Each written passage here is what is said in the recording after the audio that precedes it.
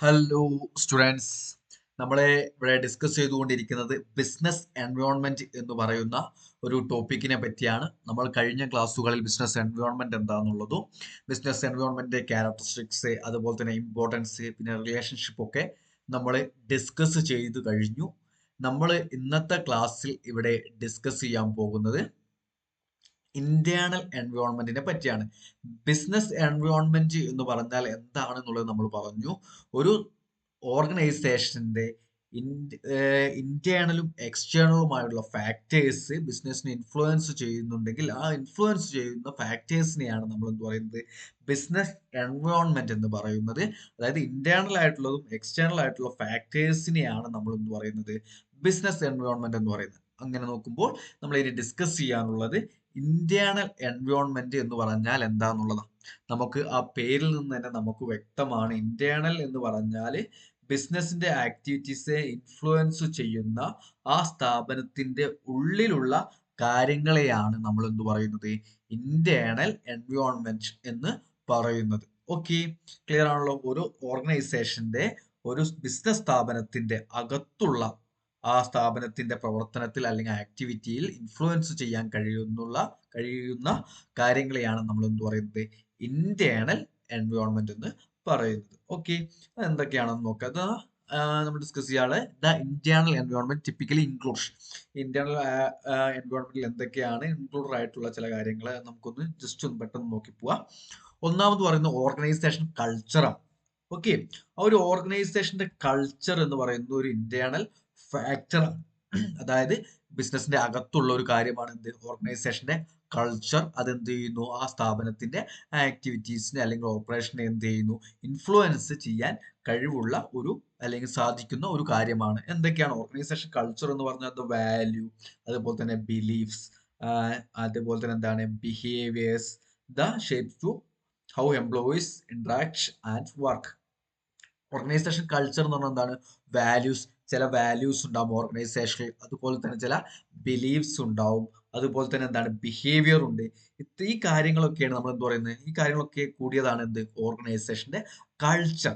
ഈ കൾച്ചർ എന്ത് ചെയ്യുന്നു, ഒരു എംപ്ലോയിന്റെ ഇന്ററാക്ഷനെയും അതുപോലെ തന്നെ വർക്കിനെ എന്ത് ചെയ്യുന്നു, ഇൻഫ്ലുവൻസ് ചെയ്യുന്നു, അല്ലെങ്കിൽ അതിനെ എന്ത് ചെയ്യുന്നു, സ്വാധീനിക്കുന്നു, ഷേപ്പ് ചെയ്യാൻ കാരണമാകുന്നു. ഓക്കെ, അപ്പോ ഇന്റേണൽ എൻവയോൺമെന്റിന്റെ ഒരു കാര്യമാണ് എന്ത്, organisation culture. Okay, then second one പറയുന്നത് എന്താണ്, എംപ്ലോയീസ്. ഓക്കെ, എംപ്ലോയീസ് എന്ന് പറയുന്നത് എന്താണ്, ഒരു ഇന്റേണൽ എൻവയോൺമെന്റ് ആണ്. അതെന്താ, ആ സ്ഥാപനത്തിന്റെ ഉള്ളിലുള്ള കാര്യമാണ്. ഓക്കെ, എംപ്ലോയീസ് എന്ന് പറയുന്ന ആ സ്ഥാപനത്തിന്റെ ഉള്ളിലുള്ളതാണല്ലോ. അതൊരു ഇന്റേണൽ എൻവയോൺമെന്റ് ആണ്. അത് എന്ത് ചെയ്യുന്നു, നമ്മുടെ ബിസിനസിന്റെ പ്രവർത്തനങ്ങളെ എന്ത് ചെയ്യുന്നു, ഇൻഫ്ലുവൻസ് ചെയ്യാൻ കഴിവുള്ളവരാണ് ആര്, എംപ്ലോയീസ്. അതെങ്ങനെയാണ്, അവരുടെ സ്കില്ല്, ആറ്റിറ്റ്യൂഡ് ആൻഡ് പെർഫോമൻസ്, ഇതെല്ലാം എന്താണ്, എംപ്ലോയീസിന്റെ സ്കില്ലും ആറ്റിറ്റ്യൂഡും അവരുടെ പെർഫോമൻസും ഒക്കെ എന്താണ്, ആ ബിസിനസിന്റെ ആക്ടിവിറ്റിയെ കണ്ടിന്യൂസ് ആയി ഡേ ടു ഡേ ആക്ടിവിറ്റിയിലെ അല്ലെങ്കിൽ ആ ബിസിനസ് ഓർഗനൈസേഷന്റെ പെർഫോമൻസിനെ ഒക്കെ എന്ത് ചെയ്യാൻ കഴിയുന്നതാണ്, ഇൻഫ്ലുവൻസ് ചെയ്യാൻ കഴിയുന്നതാണ്. then അടുത്ത് പറയുന്നത് മാനേജ്മെന്റ് സ്ട്രക്ചർ. മാനേജ്മെന്റ് സ്ട്രക്ചർ എന്താണ്, ഒരു ഓർഗനൈസേഷന്റെ മാനേജ്മെന്റിനെ ഒരു സിസ്റ്റമാറ്റിക് ആയിട്ട് ഒരു സ്ട്രക്ചർ ആയിട്ട് അറേഞ്ച് ചെയ്തിട്ടുണ്ട്. അത് പല മോഡൽസും പല ഐറ്റംസും ആയിട്ട് നമുക്ക് എന്ത് ചെയ്യാം, പല മെത്തേഡിലും നമുക്ക് എന്ത് ചെയ്യാം, സ്ട്രക്ചർ ചെയ്യാം. ആ ഏത് മെത്തേഡിലാണോ ചെയ്തിട്ടുള്ളത് അതെന്താണ്, ബിസിനസിന്റെ പ്രവർത്തനങ്ങളെയും അല്ലെങ്കിൽ ബിസിനസിന്റെ ആക്ടിവിറ്റീസിനെയും ഒക്കെ എന്ത് ചെയ്യാം, ഇൻഫ്ലുവൻസ് ചെയ്യാൻ കഴിയുന്നുള്ളതാണ്.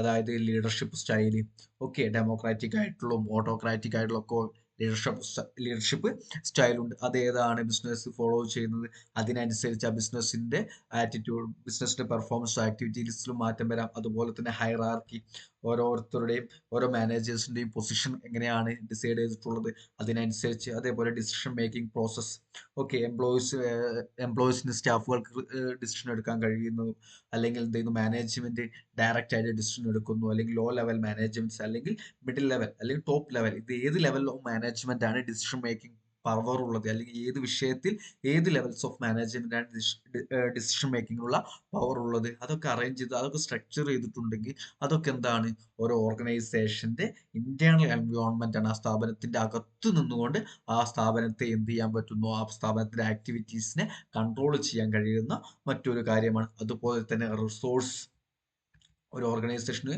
കൃത്യമായി പ്രവർത്തിച്ചു പോകാൻ ഒരുപാട് റിസോഴ്സുകൾ ആവശ്യമുണ്ട്. ഫിനാൻഷ്യലായിട്ടും ഹ്യൂമൺ ആയിട്ടും ടെക്നോളജിക്കലായിട്ടും ഫിസിക്കലായിട്ടുള്ള ഒരുപാട് റിസോഴ്സുകൾ ആവശ്യമാണ്. ആ റിസോഴ്സുകളുടെയൊക്കെ മെത്തേഡ്സ്, ആ റിസോഴ്സുകളുടെയൊക്കെ അവൈലബിലിറ്റീസ്, ഇതെല്ലാം എന്താണ് ആ സ്ഥാപനത്തിന്റെ പ്രവർത്തനങ്ങളെ അല്ലെങ്കിൽ ആ സ്ഥാപനത്തിന്റെ ആക്ടിവിറ്റീസിനെ എന്ത് ചെയ്യുന്നു, കൺട്രോൾ ചെയ്യുന്ന ഇന്റേണൽ ഫാക്ടേഴ്സ് ആണ്. അതുപോലെ തന്നെ പോളിസി ആൻഡ് പ്രൊസീജിയർ. ഓരോ സ്ഥാപനത്തിനും ആ സ്ഥാപനത്തിന്റെ അകത്ത് ചില റൂൾസും റെഗുലേഷൻസും ഒക്കെ ഉണ്ട്. പോളിസിയും അതുപോലെ തന്നെ ചില പ്രൊസീജിയേഴ്സും ഒക്കെ ഉണ്ട്. അത് എങ്ങനെയാണ് ക്രിയേറ്റ് ചെയ്തിട്ടുള്ളത്, ഏതൊക്കെ റൂൾസ് ആണ് ഫോളോ ചെയ്യുന്നത്, അല്ലെങ്കിൽ ഏതൊക്കെ റെഗുലേഷൻസ് എന്ത് ചെയ്യണം, അനുസരിക്കണം എന്നുള്ള കാര്യങ്ങളൊക്കെ കൃത്യമായിട്ട് എന്ത് ചെയ്യും ഒരു സ്ഥാപനം പറഞ്ഞിട്ടുണ്ടാവും. ആ സ്ഥാപനത്തിനകത്തുള്ള കാര്യങ്ങളാണ് എന്ത് പോളിസിയും പ്രൊസീജിയറും ഒക്കെ. പോളിസിയും പ്രൊസീജിയറും ഒക്കെ എന്താണ് ആ സ്ഥാപനത്തിന്റെ അകത്ത് നിന്നുകൊണ്ട് ആ സ്ഥാപനത്തിന്റെ ആക്ടിവിറ്റീസിനെ, ആ സ്ഥാപനത്തിന്റെ പെർഫോമൻസിനെ എന്ത് ചെയ്യുന്നു, ഇൻഫ്ലുവൻസ് ചെയ്യുന്ന കാര്യങ്ങളാണ് പോളിസി ആൻഡ് പ്രൊസീജിയർ എന്ന് പറഞ്ഞാൽ. റൂൾസ് ആൻഡ് റെഗുലേഷൻസും വർക്ക് ഫ്ലോ ഒക്കെയാണ് എന്ത് പോളിസി ആൻഡ് പ്രൊസീജിയർ ഒക്കെ ആയിട്ട് പറയുന്നത്. ഓക്കെ. നെക്സ്റ്റ് പറയുന്നത് കമ്പനി ഒബ്ജക്റ്റീവ് ആണ്. എല്ലാ കമ്പനിക്കും എന്തുണ്ടാവും, ഒരു ലക്ഷ്യമുണ്ടാവും. ആ ലക്ഷ്യത്തിന്റെ അടിസ്ഥാനത്തിലാണ് ആ സ്ഥാപനത്തിന്റെ ആക്ടിവിറ്റീസ് മുന്നോട്ട് പോകുന്ന. കമ്പനി ഒബ്ജക്റ്റീവ് എന്ന് പറയുന്നത് ആ സ്ഥാപനത്തിന്റെ ഒരു ഇന്റേണൽ എൻവയോൺമെന്റ് ആണ്. അത് എന്താണ്, ആ സ്ഥാപനത്തിന്റെ അകത്തു നിന്നുകൊണ്ട് ആ സ്ഥാപനത്തിന്റെ ആക്ടിവിറ്റീസ് ഒക്കെ കൺട്രോൾ ചെയ്യുന്നു.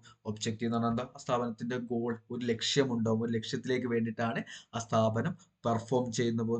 അതുപോലെ തന്നെ സ്ട്രാറ്റജിക് ഡയറക്ഷൻസ്, ഓക്കെ, ചില സ്ട്രാറ്റജി ഡയറക്ഷൻസ് ഒക്കെ ക്രിയേറ്റ് ചെയ്യുന്നുണ്ട്. ഇതിന്റെ അടിസ്ഥാനത്തിലാണ് ആ സ്ഥാപനം എന്ത് ചെയ്യുന്നത്, പ്രവർത്തിക്കുന്ന, ആ സ്ഥാപനത്തിന്റെ ഓരോ കാര്യങ്ങളും മുന്നോട്ട് പോകുന്നത്. ഇത്തരം കാര്യങ്ങളൊക്കെ എന്താണ് ബിസിനസ് എൻവയോൺമെന്റിന്റെ, ഇന്റേണൽ എൻവയോൺമെന്റിന്റെ ചില കാര്യങ്ങളാണ്. ഓക്കെ, ക്ലിയർ ആയെന്ന് വിചാരിക്കുന്നു. ഇത് നമ്മൾ ഡിസ്കസ് ചെയ്യാൻ പോകുന്നത്, ഇപ്പോൾ നമ്മൾ ഡിസ്കസ് ചെയ്ത കാര്യങ്ങൾ തന്നെയാണ് കുറച്ചും കൂടി ഒന്ന് ഡീപ്പായിട്ട് നോക്കുന്നു, ചില കുറച്ചുകൂടി കാര്യങ്ങൾ നോക്കുന്നത്. അതായത് elements of the internal environment. Internal എൻവയോൺമെന്റിന്റെ എലമെന്റ്സ് എന്തൊക്കെയാണ്, എന്തൊക്കെ കാര്യങ്ങളാണ് ഇന്റേണൽ എൻവയോൺമെന്റിൽ ഇൻക്ലൂഡഡ് ആയിട്ട് വരുന്നത് എന്നുള്ള നമ്മളിപ്പോ ഡിസ്കസ് ചെയ്ത കാര്യങ്ങളൊക്കെ തന്നെയാണ് കൂടുതലും വരുന്നത്. എന്നാലും നമുക്ക് എന്ത് ചെയ്യാം, ഈ ഹെഡ് ഇങ്ങനെ ഒരു ടെക്സ്റ്റ് ബുക്കിലും ഒക്കെ നമുക്ക് ഈ ഒരു ടോപ്പിക് പഠിക്കാനുള്ളത് കൊണ്ട് നമുക്ക് അതൊന്നും കൂടി ഡിസ്കസ് ചെയ്ത് പോവാം. നേരത്തെ നമ്മൾ വീഡിയോയിൽ തൊട്ട് മുന്നേ നമ്മൾ ഡിസ്കസ് ചെയ്ത അതേ കാര്യങ്ങൾ തന്നെയാണ് നമ്മൾ ഇപ്പോഴും ഡിസ്കസ് ചെയ്യാൻ പോകുന്നത്. ഓക്കെ, അപ്പോൾ ഒന്ന് രണ്ടും കൂടി ഒന്ന് കമ്പയർ ചെയ്തിട്ട് ഒന്ന് പഠിക്കാം. നമുക്ക് കുറച്ച് കാര്യങ്ങൾ പഠിച്ചാൽ മതി. ഓക്കെ, അപ്പോൾ നമ്മൾ ഡിസ്കസ് ചെയ്യാൻ പോകുന്നു elements of internal environment elements, എന്തൊക്കെ കാര്യങ്ങളാണ് ഇന്റേണൽ എൻവയോൺമെന്റിൽ വരുന്നത് എന്നുള്ളതാണ്. ഓക്കെ, ഫസ്റ്റ് വൺ പറയുന്നു ഓർഗനൈസേഷണൽ സ്ട്രക്ചർ. നേരത്തെ പറഞ്ഞു ഓർഗനൈസേഷണൽ സ്ട്രക്ചർ. ഒരു ഓർഗനൈസേഷന്റെ സ്ട്രക്ചർ എങ്ങനെയാണോ ക്രിയേറ്റ് ചെയ്തിരിക്കുന്നത്, എങ്ങനെയാണോ ഡിസൈൻ ചെയ്ത് വെച്ചിരിക്കുന്നത്, ഇതിന്റെ അടിസ്ഥാനത്തിൽ, ആ ഡിസൈനിന്റെ അടിസ്ഥാനത്തിൽ എന്താ ഓരോ ഓർഗനൈസേഷനും ഓരോ ബിഹേവിയർ ആയിരിക്കും. അതിനനുസരിച്ച് ആ സ്ഥാപനത്തിന്റെ ഓരോ ആക്ടിവിറ്റീസും ഇതിനകത്ത് എന്ത് ചെയ്യുന്നു, കൺട്രോൾ ചെയ്യപ്പെടുന്നു. ദ ഹൈറാർക്കി സ്ട്രക്ചർ എങ്ങനെയാണ് ഹൈറാർക്കി സ്ട്രക്ചർ ചെയ്തിരിക്കുന്നത്, അതുപോലെ തന്നെ ഓരോ വ്യക്തികളുടെയും റോള്, അതുപോലെ തന്നെ ഓരോ വ്യക്തികളുടെയും റെസ്പോൺസിബിലിറ്റി, അത് ഓരോ ഓരോ ഓർഗനൈസേഷനിലെ ഓരോരുത്തരുടെ ഹൈറാർക്കി, അവരുടെ പൊസിഷൻ എവിടെയാണ്, അതുപോലെ തന്നെ അവരുടെ എന്ത് റോളാണ് അവിടെ ചെയ്യേണ്ടത്, അതുപോലെ തന്നെ അവർ എന്തൊക്കെ റെസ്പോൺസിബിലിറ്റി ഉണ്ടായിരിക്കും എന്നുള്ള കാര്യങ്ങളൊക്കെ കൃത്യമായിട്ട് എന്ത് ചെയ്തിരിക്കുന്നു, സ്ട്രക്ചർ ചെയ്തു വെച്ചിരിക്കുന്നു.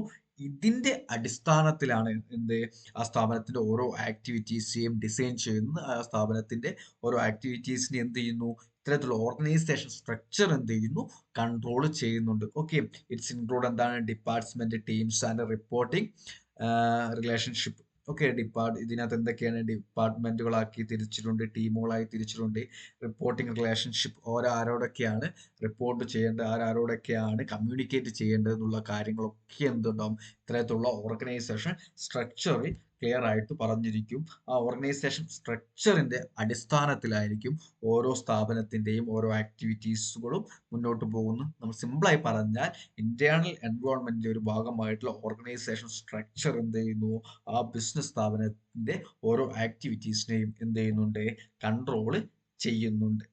ഓക്കെ, നെക്സ്റ്റ് വൺ ആയി പറയുന്നത് ഓർഗനൈസേഷണൽ കൾച്ചർ. നമ്മൾ നേരത്തെ പറഞ്ഞത് അതേ സാധനം തന്നെയാണ് ഓർഗനൈസേഷണൽ കൾച്ചർ, ഓരോ ഓർഗനൈസേഷനും ഓരോ കൾച്ചർ ഉണ്ട്. ആ കൾച്ചർ എങ്ങനെയാണ് ക്രിയേറ്റ് ചെയ്യപ്പെടുന്നത്? അവിടെ ചില വാല്യൂസ്, ചില ബിലീഫ്സ്, നോംസ് ആൻഡ് പ്രാക്ടീസ്, ചില കാര്യങ്ങൾ ചെയ്യുന്നത് പോലെ ഒരു എന്ത് ചെയ്യുന്നു, വാല്യൂ, ബിലീഫ്സും നോംസും അതേപോലത്തെ പ്രാക്ടീസും ഒക്കെ അടിസ്ഥാനത്തിൽ എന്ത് ചെയ്യുന്നു, ഓരോ ഓർഗനൈസേഷനും ഓരോ കൾച്ചർ എന്ത് ചെയ്യുന്നു, ക്രിയേറ്റ് ചെയ്യപ്പെടുന്നുണ്ട്. ആ കൾച്ചറിന്റെ അടിസ്ഥാനത്തിൽ എന്ത് ചെയ്യുന്നു, ഓരോ എംപ്ലോയീസിന്റെയും ബിഹേവിയർ എന്ത് ചെയ്യുന്നു, ക്രിയേറ്റ് ചെയ്യപ്പെടുന്നു. അതിന്റെ അടിസ്ഥാനത്തിൽ എന്ത് ചെയ്യുന്നു, അതേപോലെ തന്നെ ഡിസിഷൻ മേക്കിംഗ് ഉണ്ടാവുന്നു. ഓരോ ഓർഗനൈസേഷൻ ഓരോ കൾച്ചറിനെ അടിസ്ഥാനമാക്കിയായിരിക്കും ഓരോ ബിസിനസിന്റെ ഓരോ കാര്യങ്ങളുമായിട്ടുള്ള ഡിസിഷൻ മേക്കിംഗ് നടക്കുക. ആ കൾച്ചറിന്റെ അടിസ്ഥാനത്തിലായിരിക്കും എംപ്ലോയീസിന്റെ ബിഹേവിയർ ഒക്കെ ക്രിയേറ്റ് ചെയ്യപ്പെടുന്നത്. ഈ കാര്യങ്ങളൊക്കെ എന്ത് ചെയ്യുന്നു, ആ ഒരു ഓർഗനൈസേഷന്റെ വർക്കിനെ അല്ലെങ്കിൽ പെർഫോമൻസിനെ ഒക്കെ എന്ത് ചെയ്യുന്നു, ഇമ്പാക്ട്, എഫക്റ്റ്, ഓർഗനൈസേഷന്റെ ഒക്കെ ഓരോ പ്രവർത്തനങ്ങൾ, ആക്ടിവിറ്റീസിനൊക്കെ എന്ത് ചെയ്യുന്നു, എഫക്റ്റ് ചെയ്യുന്ന കാര്യമാണ്. Okay, clear. ദെൻ മൂന്നാമത്തെ ഇന്റേണൽ എൻവയോൺമെന്റ് ആയി പറയുന്നത് എന്താണ്? ഹ്യൂമൻ റിസോഴ്സ് ആണ്. ഹ്യൂമൻ റിസോഴ്സ്, ഓരോ ഓർഗനൈസേഷനും ഒരുപാട് ഹ്യൂമൻ എംപ്ലോയീസിനെ ആവശ്യമായിട്ട് വരുന്നുണ്ട്. ആ ഹ്യൂമൻ റിസോഴ്സിന്റെ അവരുടെ സ്കില്ല്, അതേപോലെ തന്നെ നോളജ്, അവരുടെ എക്സ്പീരിയൻസ്, ഇതൊക്കെ എന്താണ്, അതിനൊക്കെ ബേസ് ചെയ്തിട്ടുകൊണ്ടാണ് എന്ത്, ആ ഓർഗനൈസേഷന്റെ പെർഫോമൻസ് ആക്ടിവിറ്റീസ് ഒക്കെ ഷെഡ്യൂൾ ചെയ്യപ്പെടുന്നത്. നല്ല സ്കില്ലുള്ള എംപ്ലോയീസ് ഉണ്ടെങ്കിൽ അവിടുത്തെ വർക്കുകൾ എന്തായിരിക്കും, പെട്ടെന്ന് നല്ല ക്വാളിറ്റി ആയിട്ടുള്ള എഫക്റ്റീവ് ആയിട്ട് തീരും. നോളജ് ഉണ്ടെങ്കിൽ എന്താ, ടൈമും നോളജും എക്സ്പീരിയൻസും ഒക്കെ ഉണ്ടെങ്കിൽ എന്താ, ഓരോ പെർഫോമൻസ്, എംപ്ലോയീസ് ചെയ്യേണ്ട ഓരോ പെർഫോമൻസും ഓരോ ആക്ടിവിറ്റീസും ഒക്കെ എന്ത് ചെയ്യുന്നു, കുറഞ്ഞ സമയം കൊണ്ട് നമുക്ക് എന്ത് ചെയ്യാം, ക്ലിയർ ചെയ്ത് കൃത്യമായിട്ട് മുന്നോട്ട് പോവാം. ഇവരെ എന്ത് ചെയ്യുന്നു, ഹ്യൂമൻ റിസോഴ്സിൽ എന്ത് ചെയ്യുന്നു, ഇവരെ റിക്രൂട്ട് ചെയ്യുന്ന ഇന്റേണൽ ഫാക്ട് ഭാഗമായിട്ട്, ഇന്റേണൽ എൻവയോൺമെന്റ് ഭാഗമാണ് ഇവരുടെ റിക്രൂട്ട്മെന്റ്, അതേപോലെ തന്നെ ട്രെയിനിങ്, അതുപോലെ തന്നെ ഡെവലപ്മെന്റ് പോളിസീസ്. ഓക്കെ, ഓരോ എംപ്ലോയീസിനെ എങ്ങനെ റിക്രൂട്ട് ചെയ്യും, അവർക്ക് ട്രെയിനിങ് കൊടുക്കണം, അവർക്ക് ഡെവലപ്മെന്റ് കൊടുക്കണം, അതിനുള്ള പോളിസീസും അതേപോലെ ട്രെയിനിങ് ക്ലാസ്സുകളൊക്കെ അറേഞ്ച് ചെയ്യുന്നത് ഇന്റേണൽ എൻവയോൺമെന്റിന്റെ ഭാഗമാണ്. അതിനനുസരിച്ച് അവരുടെ സ്കില്ലും നോളജും എക്സ്പീരിയൻസും ഒക്കെ വർദ്ധിക്കുന്നതിന്റെ ഭാഗമായിട്ട് ആ ഓർഗനൈസേഷന്റെ, ഒരു ബിസിനസ് സ്ഥാപനത്തിലെ എൻറ്റയർ ആയിട്ടുള്ള ആക്ടിവിറ്റീസിനെയും പെർഫോമൻസിനും ഒക്കെ ഇത് എന്ത് ചെയ്യുന്നു, ഇൻഫ്ലുവൻസ് ചെയ്യുന്നു. അതിനെ നന്നാക്കാനും കഴിയും, ഒന്ന് പോസിറ്റീവായിട്ടും നെഗറ്റീവായിട്ടും എടുക്കാൻ കഴിയും. എംപ്ലോയീസ് നല്ല രീതിയിൽ നല്ല സ്കില്ലും നല്ല നോളജും എക്സ്പീരിയൻസും ഒക്കെ അക്വയർ ചെയ്യുകയാണെങ്കിൽ ആ സ്ഥാപനത്തിന് പോസിറ്റീവായിട്ട് എഫക്ട് ചെയ്യും. പക്ഷെ അവരെന്ത് ചെയ്യുന്നു, സ്കിൽ അക്വയർ ചെയ്യുന്നില്ല, നോളജും എക്സ്പീരിയൻസും ഒന്നും അക്വയർ ചെയ്യുന്നില്ല എങ്കിൽ എന്താണ്, അതിനെ നെഗറ്റീവായിട്ട്, ഒരു ഓർഗനൈസേഷനെ നെഗറ്റീവായിട്ടും എന്ത് ചെയ്യുന്നു, ഇൻഫ്ലുവൻസ് ചെയ്യും. നമ്മൾ പറയുന്നത് ഇന്റേണൽ എൻവയോൺമെന്റ് എന്ന് പറയുന്ന കാര്യങ്ങൾ ഒരു ബിസിനസ് ഓർഗനൈസേഷൻ എന്താണ്, ഇന്റേണൽ ആയിട്ട് ഉള്ളതായിക്കോട്ടെ എക്സ്റ്റേണൽ ആയിട്ടുള്ളതായിക്കോട്ടെ, ഓരോ എൻവയോൺമെന്റ് എന്താണ്, ചില ബിസിനസ്സിനെ ചിലപ്പോൾ എന്തായിരിക്കും, പോസിറ്റീവായിട്ട് എഫക്ട് ചെയ്യും, ചിലപ്പോൾ അതെന്തായിട്ട് നെഗറ്റീവായിട്ടും എഫക്ട് ചെയ്യും.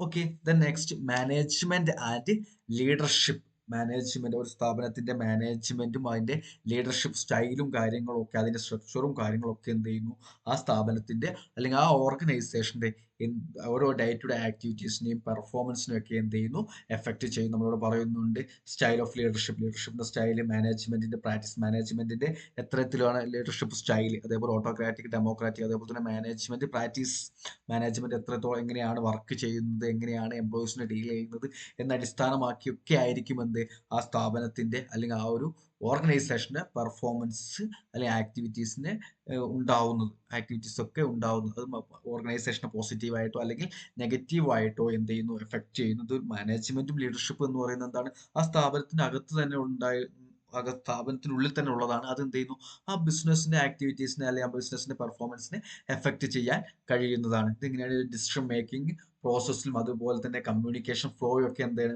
മാനേജ്മെന്റ് ലീഡർഷിപ്പ് ഒക്കെയാണ് എന്താണ്, മാനേജേഴ്സ് ഒക്കെയാണ് എന്ത് ചെയ്യുന്നത്, ആ സ്ഥാപനത്തിന്റെ ഡിസിഷൻ എടുക്കുന്നത്. ഓക്കെ, അത് കമ്മ്യൂണിക്കേഷൻ ഫ്ലോ, ഓരോ കമ്മ്യൂണിക്കേഷനും ഒരു കൃത്യമായിട്ടുള്ള സ്ട്രക്ചർ, ഒരു ലൈൻ ക്രിയേറ്റ് ചെയ്തുകൊണ്ട് അത് എങ്ങനെയൊക്കെ കമ്മ്യൂണിക്കേറ്റ് ചെയ്യണം, ആരോട് കമ്മ്യൂണിക്കേറ്റ് ചെയ്യണം എന്നുള്ളതൊക്കെ എന്തായിരിക്കുന്നു, കൃത്യമായിട്ട് ഇവിടെ പറഞ്ഞിരിക്കും. ഇതൊക്കെ എന്താണ്, ആ സ്ഥാപനത്തിന്റെ ആ ഒരു ഓർഗനൈസേഷന്റെ എന്ത് ചെയ്യുന്നു, ഡേ ടു ഡേ എല്ലാ മൊത്തത്തിലുള്ള ആക്ടിവിറ്റീസിനെയും ആ സ്ഥാപനത്തിന്റെ പെർഫോമൻസിനെയും ഒക്കെ എന്ത് ചെയ്യുന്നതാണ്, എഫക്റ്റ് ചെയ്യുന്നതാണ്.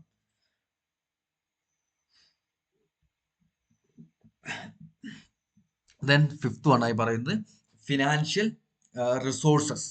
ഫിനാൻഷ്യൽ റിസോഴ്സുകളുണ്ട് ഒരു ഓർഗനൈസേഷന്റെ അത് ഉള്ളിൽ വരുന്ന, ഒരു സ്ഥാപനത്തിന്റെ അകത്ത് തന്നെ വരുന്നതാണ് എന്ത്, ഫിനാൻഷ്യൽ റിസോഴ്സുകളൊക്കെ. ഒരു സ്ഥാപനത്തിന് എന്ത് വേണം? കൃത്യമായിട്ട് ഡേ ടു ഡേ ആക്ടിവിറ്റി നടന്നു പോകണമെങ്കിൽ, അതുപോലെ തന്നെ ഗ്രോത്ത് ഉണ്ടാവണമെങ്കിലൊക്കെ എന്ത് വേണം? ഫിനാൻസ് വേണം, സാമ്പത്തികം വേണം. അത് ഫിനാൻസ് എവിടെ നിന്നൊക്കെ കിട്ടുന്നു എന്നുള്ള availability of funds for the operation and growth, എവിടെ നിന്നൊക്കെ അവൈലബിലിറ്റി ഫണ്ട് എവിടെ നിന്നൊക്കെ കിട്ടുന്നു എന്നുള്ളത്, അതുപോലെ തന്നെ ആ ഫണ്ടിന് അടിസ്ഥാനത്തിൽ ബഡ്ജറ്റ് തയ്യാറാക്കുക, ഫിനാൻഷ്യൽ പ്ലാനിങ്, അതുപോലെ തന്നെ കൺട്രോൾ സിസ്റ്റം, ഇതൊക്കെ ക്രിയേറ്റ് ചെയ്യേണ്ടത് എന്താണ്? സ്ഥാപനത്തിന്റെ അകത്ത് നിന്നുകൊണ്ടാണ്. സ്ഥാപനത്തിന് ആവശ്യമായ ഫണ്ട് കണ്ടെത്തുക, അത് കൃത്യമായി ബഡ്ജറ്റ് ചെയ്യുക, അതിനനുസരിച്ച് കിട്ടുന്ന ഫണ്ടിനനുസരിച്ച് കൃത്യമായിട്ട് അതിന്റെ ഭാഗമായിട്ട് തന്നെ ഫിനാൻഷ്യൽ പ്ലാനിങ് തയ്യാറാക്കുക, ആ ഫണ്ട് കൃത്യമായിട്ട് കൺട്രോൾ ചെയ്ത് യൂട്ടിലൈസ് ചെയ്യുക എന്നുള്ളതൊക്കെ ഫിനാൻഷ്യൽ റിസോഴ്സ് എന്ന് പറയുന്നത് ആ സ്ഥാപനത്തിന്റെ അകത്തു നിന്നുള്ളൊരു ആക്ടിവിറ്റീസ് ആണ്. ആ ആക്ടിവിറ്റി എന്താ? ഫിനാൻഷ്യൽ റിസോഴ്സ് എന്ത് ചെയ്യുന്നു? നമ്മുടെ സ്ഥാപനത്തിന്റെ ഒരു ഇന്റേണൽ എൻവയോൺമെന്റ് ആണ്. ബിസിനസ് സ്ഥാപനത്തിന് അകത്തു നിന്നുള്ള ഒരു എൻവയോൺമെന്റ് ആണ്. അതെന്ത് ചെയ്യുന്നു? ആ ബിസിനസ് സ്ഥാപനത്തെ കൃത്യമായിട്ട് എന്ത് ചെയ്യുന്നു? കൺട്രോൾ ചെയ്യുന്നതിന്റെ ഒരു ഭാഗമാണ്. The next, physical resources. Physical ആയിട്ടുള്ള ചില കുറെ റിസോഴ്സുകൾ നമുക്ക് എന്ത് നമ്മുടെ സ്ഥാപനത്തിന് ആവശ്യമാണ്. ചില ഫെസിലിറ്റീസ്, അതുപോലെ തന്നെ എക്യുപ്മെന്റ്സ്, ടെക്നോളജി, ഓക്കെ, അതുപോലെ തന്നെ മെറ്റീരിയൽസ്, ഇത്തരം കാര്യങ്ങളൊക്കെ എന്താണ്? നമ്മുടെ ബിസിനസ് സ്ഥാപനത്തിന് ആവശ്യമായിട്ടുള്ള കാര്യങ്ങളാണ്. അതുപോലെ തന്നെ എന്താ? Infrastructure that support the business operations. Okay, ഇവിടെ പറഞ്ഞുള്ള ഫെസിലിറ്റീസ്, നമ്മളൊരു ഓർഗനൈസേഷൻ ആവശ്യമായിട്ടുള്ള ഫെസിലിറ്റീസ്, എക്യുപ്മെന്റ്സ്, മെഷീനറി കാര്യങ്ങളൊക്കെ വേണം, ടെക്നോളജി കാര്യങ്ങൾ വേണം, മെറ്റീരിയൽസ്, റോ മെറ്റീരിയൽസ് കാര്യങ്ങളൊക്കെ വേണം. ഇതൊക്കെ എന്ത് ചെയ്യണം? ഇതൊക്കെ ഉണ്ടെങ്കിൽ മാത്രമേ ഒരു ബിസിനസ് സ്ഥാപനത്തിന് കൃത്യമായി എഫക്റ്റീവായിട്ടും അതുപോലെ തന്നെ എന്താണ്, സമയബന്ധിതമായിട്ടും ഒക്കെ പ്രവർത്തിക്കാൻ കഴിയുകയുള്ളൂ. അത് കൃത്യമായിട്ട് ഒരു സ്ഥാപനത്തിന് എത്തേണ്ടതുണ്ട്. ആ സ്ഥാപനത്തിൽ അത് കൃത്യമായിട്ട് എത്തുകയും അത് കൃത്യമായിട്ട് യൂട്ടിലൈസ് ചെയ്യുകയും, അത് കൃത്യമായിട്ടുള്ള ടെക്നോളജി ഒക്കെ എന്ന് പറയുന്നത് മോഡേണായിട്ടുള്ള ടെക്നോളജി ഒന്നും അല്ല ബിസിനസ് സ്ഥാപനത്തിൽ ഉണ്ടാകുന്നതെങ്കിൽ അതൊക്കെ എന്ത് ചെയ്യുന്നു? ആ സ്ഥാപനത്തിന്റെ പെർഫോമൻസിനെ എഫക്റ്റ് ചെയ്യുന്നുണ്ട്.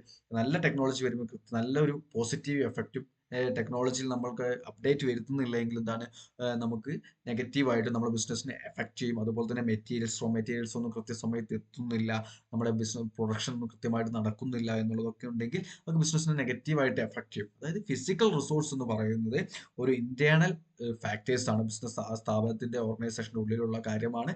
അത് എന്ത് ചെയ്യുന്നു? ബിസിനസ് സ്ഥാപനത്തെ എന്ത് ചെയ്യുന്നു? എഫക്ട് ചെയ്യുന്ന ഒരു കാര്യമാണ്. ഓക്കെ, ദെൻ സെവൻത്ത് പറയുന്നത് ഇന്നൊവേഷൻ ആൻഡ് ടെക്നോളജി ആണ്. Innovation and technology. ഓക്കെ, എന്താണ് ഇന്നൊവേഷൻ എന്ന് പറഞ്ഞാൽ? എന്താ? പുതുതായിട്ടുള്ള കാര്യങ്ങളെ എന്ത് ചെയ്യുന്ന? അഡാപ്റ്റ് ചെയ്യാൻ, പുതിയ കാര്യങ്ങൾ, ഓരോ ടെക്നോളജിക്കൽ ആയിട്ടുള്ള കാര്യങ്ങളൊക്കെ എന്തിന് ഇന്നൊവേഷൻ കടന്നു വന്നുകൊണ്ടിരിക്കുകയാണ്. ഓരോ നിമിഷവും എന്താണ്? മാറ്റം ഇങ്ങനെ സംഭവിച്ചുകൊണ്ടിരിക്കുകയാണ്. ഇന്നോവേറ്റീവ് ആയിട്ട് ഓരോ കാര്യങ്ങൾ കണ്ടെത്തിക്കൊണ്ടിരിക്കുന്ന മോഡേൺ, അതാണ് നമ്മൾ പറയുന്ന ഓരോ നമ്മുടെ സ്ഥാപനത്തിന്റെ അകത്തുള്ള കാര്യങ്ങളാണ്. അതായത് നമ്മൾ മോഡേൺ ടെക്നോളജീസ് ഇംപ്രൂവ് ചെയ്തിട്ടുണ്ടെങ്കിൽ മാത്രമേ, അല്ലെങ്കിൽ ടെക്നോളജി കൊണ്ടുവന്നിട്ടുണ്ടെങ്കിൽ മാത്രമേ നമ്മൾ എന്ത് ചെയ്യുള്ളൂ? നമ്മുടെ പ്രൊഡക്ടിവിറ്റി എന്ത് ചെയ്യാൻ പറ്റുള്ളൂ? ഇംപ്രൂവ് ചെയ്യാൻ കഴിയുകയുള്ളൂ. ഓക്കെ, അതായത് നമ്മളൊരു ടെക്നോളജിയിൽ ഇങ്ങനെ മാറ്റം സംഭവിക്കുന്നു, പഴയ ടെക്നോളജി മാത്രം യൂസ് ചെയ്താൽ നമുക്ക് എന്തായില്ല, നമ്മുടെ പ്രൊഡക്ഷൻ ഒന്നും, അല്ലെങ്കിൽ നമ്മുടെ പെർഫോമൻസ് എന്തെയില്ല, എഫക്റ്റീവ് ആക്കി കൊണ്ടുവരാൻ നമുക്ക് കഴിയില്ല. അതുകൊണ്ട് എന്താണ്, നമ്മുടെ ഈ സ്ഥാപനത്തിനകത്ത് നിന്നുകൊണ്ട് കൃത്യമായിട്ട് നമ്മൾ എന്ത് ചെയ്യണം? റിസർച്ച് ചെയ്യണം. എന്ത്? ഡെവലപ്മെന്റിന്റെ നമ്മുടെ ഡെവലപ്മെന്റും അതുപോലെ തന്നെ ചേഞ്ചസും, ടെക്നോളജിക്കൽ ചേഞ്ചസും ഒക്കെ നമ്മൾ എന്ത് ചെയ്യണം? കൃത്യമായിട്ട് എന്ത് ചെയ്യണം? റിസർച്ച് ചെയ്യുകയും അതിനെ മാറ്റങ്ങൾ കൊണ്ടുവരാൻ വേണ്ടിയിട്ട് നമ്മൾ നോക്കുകയും വേണം. അത്തരത്തിലുള്ള ഇന്നോവേറ്റീവ് ആയിട്ടുള്ള കാര്യങ്ങൾ, അതുപോലെ തന്നെ ടെക്നോളജീസ്, ഇന്നോവേറ്റീവ് ആയിട്ടുള്ള മെത്തേഡ്സ്, അതുപോലെ ഇന്നോവേറ്റീവ് ആയിട്ട് ന്യൂ ടെക്നോളജീസ് ഒക്കെ, മോഡേൺ ടെക്നോളജീസ് ഒക്കെ വരുമ്പോൾ അത് കൃത്യമായിട്ട് എന്ത് മനസ്സിലാക്കി അത് അഡാപ്റ്റ് ചെയ്യണം. അല്ലാത്ത പക്ഷം എന്ത് ചെയ്യുക? അത് ബിസിനസ്സിനെ എഫക്റ്റ് ചെയ്യും. ഓക്കെ, അതാണ് പറഞ്ഞത്. നമ്മളെ ഇന്നോവേഷനും അതുപോലെ തന്നെ ടെക്നോളജിയും ഒരു ഇന്റേണൽ ഫാക്ടേഴ്സ് ആയിട്ട് ഉൾപ്പെടുന്ന കാര്യമാണ്. കാരണം എന്താണ്? ബിസിനസ് കൃത്യമായിട്ട് സ്ഥാപനത്തിനകത്ത് നിന്ന് അത് പരിശോധിക്കുകയും അതിലുണ്ടാകുന്ന മാറ്റങ്ങളും പുതിയതായിട്ടുള്ള ഇന്നോവേറ്റീവ് ആയിട്ടുള്ള ടെക്നോളജികളും അതുപോലെ തന്നെ മെത്തേഡ്സും ഒക്കെ എന്ത് ചെയ്യണം? കൃത്യമായിട്ട് ഫോളോ ചെയ്യണം. ഓക്കെ, ദെൻ നെക്സ്റ്റ് പറയുന്നത് എന്താണ്? കമ്പനീസ് പോളിസി ആൻഡ് പ്രൊസീജിയർ ആണ്.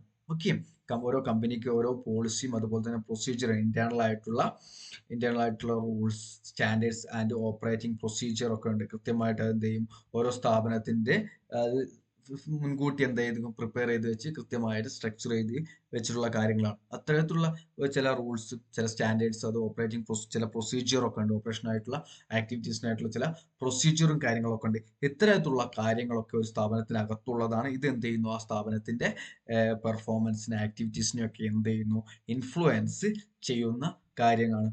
പോളിസി എന്ത് ചെയ്യുന്നു, guiding the behaviour and ethics. ചില ഓർഗനൈസേഷന്റെ പോളിസി എന്തിനെ, ബിഹേവിയറിനും എത്തിക്സും ക്രിയേറ്റ് ചെയ്യുന്ന, എത്തിക്സും ബിഹേവിയറും എങ്ങനെയായിരിക്കണം എന്നൊക്കെ ഡിസൈഡ് ചെയ്യുന്ന ഒരു കാര്യമാണ് എന്ത്, പോളിസി എന്ന് പറയുന്നത്. ഇതൊക്കെ എന്താണ്, ഒരു സ്ഥാപനത്തിന്റെ ഉള്ളിൽ നിന്നുകൊണ്ട് സ്ഥാപനത്തിന്റെ അല്ലെങ്കിൽ ഒരു ഓർഗനൈസേഷൻ അല്ലെങ്കിൽ ബിസിനസ്സിനെ എന്ത് ചെയ്യുന്നു, എഫക്ട് ചെയ്യുന്ന കാര്യങ്ങളാണ്. ഓക്കെ, ഇത്തരം കാര്യങ്ങളെയാണ് നമ്മൾ എന്ത് പറയുന്നത്, ഇന്റേണൽ എൻവയോൺമെന്റ് എന്ന് പറയുന്നത്. ഓക്കെ, ക്ലിയർ ആയെന്ന് വിചാരിക്കുന്നു. Okay, thank you.